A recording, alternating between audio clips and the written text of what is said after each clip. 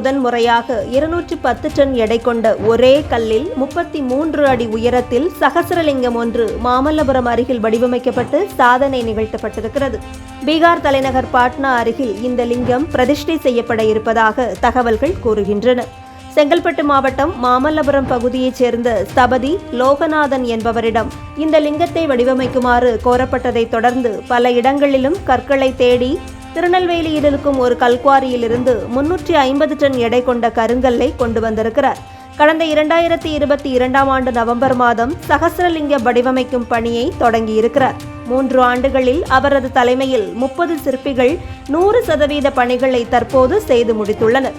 இந்த சகஸ்ரலிங்கத்தின் மேல்புறத்தில் 72 லிங்கங்களாக 14 அடுக்குகளில் 1008 சிறிய லிங்கங்கள் வடிவமைக்கப்பட்டிருக்கிறது. அதிகமான எடையின் காரணமாக மத்திய அரசின் உரிய அனுமதியோடு ஆந்திரா, தெலுங்கானா, கர்நாடகா, மகாராஷ்டிரா, மத்திய பிரதேசம், உத்தரப்பிரதேசம் ஆகிய மாநிலங்களின் தேசிய நெடுஞ்சாலைகள் வழியாக இரவு நேரத்தில் மட்டும் பயணம் செய்து இந்த பிரம்மாண்டமான சகஸ்ரலிங்கம் 1 மாத பயணத்திற்கு பிறகு டிசம்பர் மாத இறுதியில் பீகார் சென்றடைய இருக்கிறது. பின்னர் ஜனவரி மாதம் அந்த லிங்கம் பிரதிஷ்டை செய்யப்பட்டு 3 அடுக்குகளை கொண்ட வீராட் ராமாயண் மந்திர் கோவிலும் கட்டப்பட இருக்கிறது. பல மாநிலங்கள் வழியாக பயணம் செய்யப்பட இருக்கும் இந்த சகஸ்ரலிங்கத்தை வழிநடுகிலும் பக்தர்கள் ஆங்காங்கே வழிபாடு செய்ய உள்ளனர்.